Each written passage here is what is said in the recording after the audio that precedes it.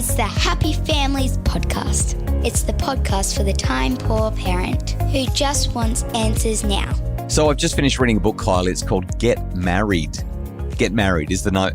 Like just picking it up and looking at it. Get Married. It's a provocative title for a book. Get Married by a University of Virginia sociologist. He's also the lead researcher on a project in the United States called the National Marriage Project. His name is Professor Brad Wilcox. It's interesting that that's the title of his book when my understanding is that marriage numbers are declining. They actually are across the Western world. Fewer people are getting married. Partnering is as popular as ever, but making the commitment to sign up for a lifetime of monogamy. I thought you were going to say misery. No, monogamy. In fact, and here's the interesting thing about the book. The research shows that if you can have a happy, safe, supportive marriage, it's the golden ticket to happiness. It's one of the best predictors. In fact, it is the best predictor of happiness in our lives. Check this out. I found something, I'm just finding the stat here. The odds of being very happy increase by 64% if you have a college degree over those who don't. In other words, people who have a university degree are 64% more likely to be very happy than those without the degree. Oh, by the way, I should just highlight, I'm about to say a whole lot of provocative stuff. I'm not in a soapbox here. I'm just looking at pure stats, okay? It doesn't mean that if you don't have a university degree, you can't be happy. It just means that the odds of being very happy go up by 64% if you've got that degree. Plenty of people with degrees are miserable, and plenty of people without degrees are wonderfully happy. This is just on average, statistically, that's how it goes. Odds of being very happy with higher income increase by 88%.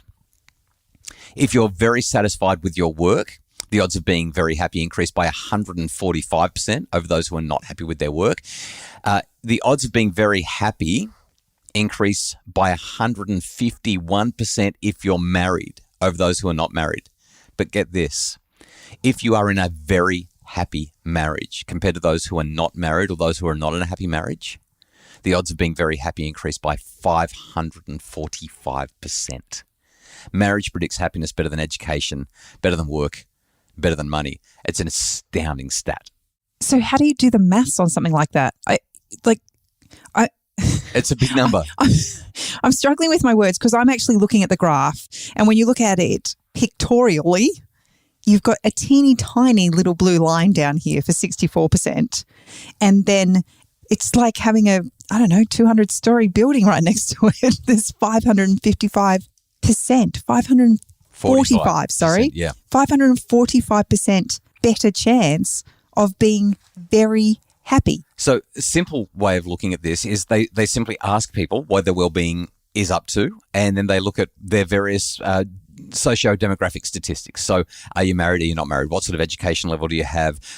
All those kinds of things. And they literally just look at the odds of scoring in the very high range based on what those boxes are that you ticked. And so if you've ticked that box and said, I'm in a very happy marriage, the odds of you being very happy are 5.5 times greater than the likelihood of you being happy if you're not in a very happy marriage. That's it. It's actually pretty basic stats, but the truth of it is that we don't do maths very well, and we're really bad with probabilities. And as a result, when we look at these numbers, they can often not make much sense. The other thing is it's kind of a provocative and confronting thing to hear. Now, again, I want to emphasize there are people who are not in happy marriages that can be happy. There are people who are not married that are wonderfully happy. And I know plenty of married people who are kind of miserable as well. Okay. Or people who've got lots of money. Right. Okay. So this is not just about the one factor. What it's looking at, quite simply, very simply, is if you're in a good marriage, if you're in a very happy marriage, you're much more likely to be a happy person.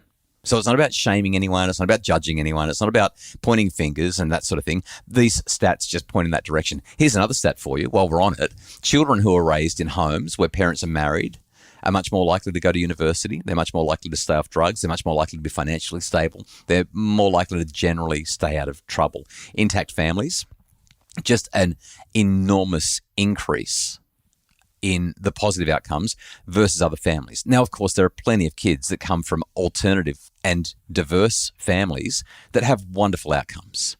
It's just that you get more positive outcomes with intact families where a couple are happily married. One more stat. This is a really interesting one. People who are married tend to enjoy much greater financial benefits than those who are not. even if you're living in a live-in de facto relationship. So I find this interesting because as parents with dependent children, it feels like the financial strain is intense. Yeah. So a 2007 survey of consumer finance looked at the median net worth of households with children by family structure. And what they found was that the people who were doing the very best were married and intact. Median net worth, $228,200. Now, this data is 15 years old, but we see continued evidence of this. Married in a step family, that 228 drops down to 96,000. Divorced, 32,000. Cohabiting, 8,900. I mean, the number just drops precipitously from that 228,000. Again, this is net worth, and we're going back 15 years. But what research does show is that men who are married earn 27% more than when they're unmarried. Net worth of both individuals is higher. They accumulate more assets. They retire wealthier than their unmarried peers. It's the elephant in the room. No one wants to talk about it. And I'm sensitive to the fact that it's a tricky topic. But the data is really, really clear. When we look at the very biggest research projects across time, they conclusively point to marriage as being fundamental to positive outcomes, well-being, a life well lived. So today we're going to talk about 5 mistakes we want to avoid within our relationships so that we can have very happy marriages. So the first one is the me first mindset. Me first mindset is pretty much talking about being selfish. It's basically saying, I'm not considering you. It's kryptonite to a marriage. So I'll use a stereotypical example. A husband who feels like he's entitled to a clean house and a dinner on the table every night and intimacy on an as-needs basis. I think it could be even more simpler than that, though. A husband who goes to work and his wife stays at home and looks after a brand new baby, but just expects that his job is outside of the house and her job's inside the house. Yeah, or even worse, a husband who goes to work and a wife who goes to work, but he still thinks that she's going to carry the lion's share of the labour in terms of keeping the house maintained and that kind of thing. And the mental load. Yeah, so it's just this, essentially it's a selfishness, like I'll look after me and you look after everything else. Maybe it's endlessly pursuing a goal at the expense of the relationship. Whatever it is, regardless of the scenario, selfishness subsumes any goodwill and it raises resentment and crushes the companionship. There's another example of me first mindsets as well, and that is when somebody tries to mold their husband or wife into their perfect version of who they want them to be or who they think they would be as well. Like, I'm an outgoing person. If I'm constantly trying to get you to be outgoing and you're not an outgoing person, I'm trying to mold you into my perfect version of me because I think I'm awesome and I think that's how life should be. But it's not going to work because I'm failing to understand your hopes and dreams and goals, not just for life, but maybe just for the next 5 minutes while we're introducing ourselves to these people. And if we can't calibrate it appropriately, that selfishness causes a relationship to come undone. That's why we just do so well together. We're so different, but I actually think while we haven't tried to change each other, we've inadvertently taken on some of each other's traits. And I used to be really shy. I didn't used to kind of get out there. In the early days, I was selfish and just thought that you needed to be like me. Well, but I love your differences to me now. I just cherish them and celebrate them now. But you bounce off the walls all the time. And so my nice quiet has kind of calmed you down a little bit over time. Maybe just a bit. Just a bit? Yeah. I don't know if that's you or it's just me getting older and feeling more tired. But either way, let's look at number 2. Number 2 is the maybe I do mindset. Okay, this one is basically about commitment. People who question commitment create conditions that are going to develop into a lack of trust. If I don't feel like you're fully committed, then I'm not going to invest as much. And this is a really provocative thing to say. I recognize this, but it's based on solid evidence from one researcher in particular. His name is Scott Stanley. He's done some work with Galena Rhodes, Howard Markman. These guys have been looking at this thing called the cohabitation effect since the 1980s. And what their research shows is that when people slide into a relationship rather than decide to get into a relationship, commitment levels are lower, which means that investment levels are lower, which means that trust levels are lower. And the corollary, reduced commitment, reduced trust, poorer relationship quality. This is the maybe I do mindset, and it seems to backfire in terms of having a healthy relationship. A couple of weeks ago, we shared our story on Valentine's Day, how we met and the things that made up our relationship. And you shared a story about our early days in that first year. We had an altercation at some point, and I kind of looked at you and said, well, if you feel like that, maybe we should just get divorced and, save each other a whole heap of trouble. And at that point, you acknowledged that was a conversation that we would never have again, that divorce wasn't it's not a word we'll say, and it's not an option in this relationship because we do treat each other well and we can just figure this stuff out. And I think that changed something in both of us as we recognized that we were in this for good and bad, that there were going to be challenging times, but we were completely committed to one another and to the relationship that we were creating. It makes such a difference when we have a strong commitment rather than a maybe I do mindset. So number one, the me first mindset, guaranteed to undermine and harm your marriage. Number two, the maybe I do mindset. The third thing, number three, expecting a soulmate marriage. No such thing as a soulmate. Got to get over the idea that there's a soulmate. If you think that a relationship is about intense emotion and romantic connection, it's almost certain that you're going to be crushed at some point when the emotion subsides and the romantic connection dims.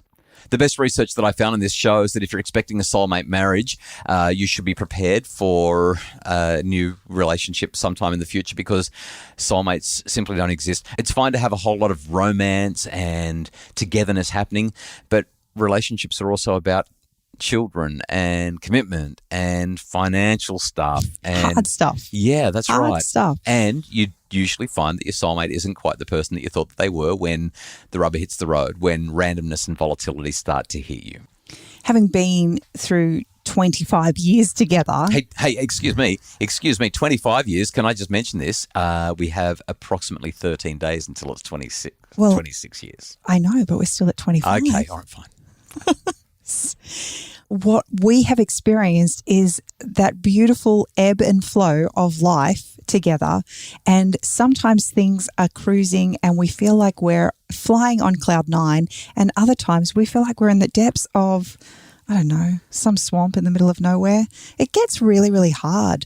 But having that absolute knowledge that you're as committed to the relationship as I am means that we can work through that and recognize and know that we're not going to stay down in that swamp forever, that there's going to be another mountain peak and we're going to enjoy life again together.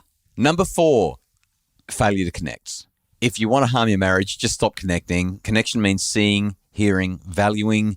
Technology interferes, priorities compete, life gets really busy. Babies. You get exhausted. Intimate quality declines, not for everyone, but for many people. The amount of effort you put in reduces because you've got to put effort into so many other places. Date night disappears, and all of our best intentioned efforts start to fail because of just running a life gets in the way. Failure to connect is a guaranteed way to harm your marriage. Got to find ways, got to find times, got to find the capacity to prioritize and see, hear, and value one another. I think the magic word here is intention. I'd go further. It's not just about having the intention, it's actually putting it into action. I intend to connect with you, but I get busy. Intention isn't quite far enough. There's that old saying that the road to hell is paved with good intentions. You can intend to do this and intend to do that. I think it actually requires action. It requires connection and commitment, and that's what makes the marriage work. If you want to harm your marriage, just focus on intention rather than action. Well, number 5 is being around others who don't value marriage. You want to hear some crazy stats? This is from a researcher named Rosenquist and colleagues who said this in one of their studies. They found that the likelihood of divorce increased by 75% for individuals with a divorced friend. Let me say that again. If your friends are divorced, your chances of divorce go up by 75%. Some other researchers, McPherson and colleagues, found that this effect extends to friends of friends. So if you are 1 degree of separation removed from the divorcee, you're still at a 33% higher chance of divorce. So there's this ripple effect. There's a divorce contagion. You might even call it divorce ideation, where within social circles, there's going to be some influence on attitudes and behaviors well beyond just the people involved in the divorce. Friends and even friends of friends are at increased risk of divorce. I remember just after I finished high school, I caught up with one of my high school teachers. I absolutely idolized this woman. She was amazing and she was so instrumental in me in just getting through year 12, but loving my class with her. And you and I were engaged by that stage, but I was going through a little bit of an epiphany in my own life, and I had never had someone believe in me the way you did. I started dreaming about who I could be and what I could achieve in my life based on the conversations you and I had had. And the struggle I was having was, if I wanted to achieve those things, I couldn't see how I could achieve them and have a family. They were not congruent where I wanted to go, or where I thought I wanted to go, and where I had committed to go. We caught up one afternoon for afternoon tea, and I was sharing just how excited I was about getting married and all of the things that associated with that. And as the conversation continued, I found myself sharing with her this newfound confidence that I had. She was my teacher, so she knew the person I was previous. And so she could see this growth in me that had occurred, in a sense, because of my relationship with you. You had provided me with a belief in me that I had never experienced before. And so the confidence that I had in what I could do with my life, like, just blew out of the water. And so as I was sharing all of these dreams and goals and things that aspirations that I was thinking about, she looked at me and she said, "Kylie, why would you ever want to get married?" She said, "Look at you. You've got your whole world ahead of you. You could be any one of those things. Why would you trap yourself in a relationship and minimize your capacity?" And I just remember walking away from that and feeling so deeply saddened by the conversation I had. It actually confirmed to me that while all of those other places would have given me life experience that I will never experience, I would never have experienced the joy and the connection and the love and security that I've experienced in the life that I have created with you. Marriage matters.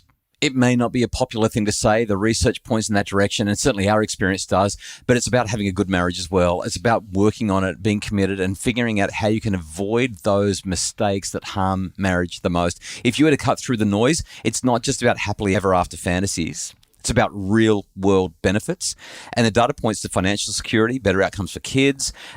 Look, it's not for everyone. I'm actually going to say that. Marriage is not for everyone, and there are good reasons for some people to not be married. But marriage isn't just about a piece of paper. It's a foundation for a life of meaning and joy and purpose and growth. So I think that we need to champion marriage, especially as marriage starts to decline. We've got evidence that it's doing that. We need to celebrate its merits and support those who choose a marriage path. It's time to prioritize the gold standard and reap the rewards. The Happy Families podcast is produced by Justin Rulon from Bridge Media. Craig Bruce is our executive producer. For more information about how you can make your family happier and your marriage stronger, visit happyfamilies.com.au.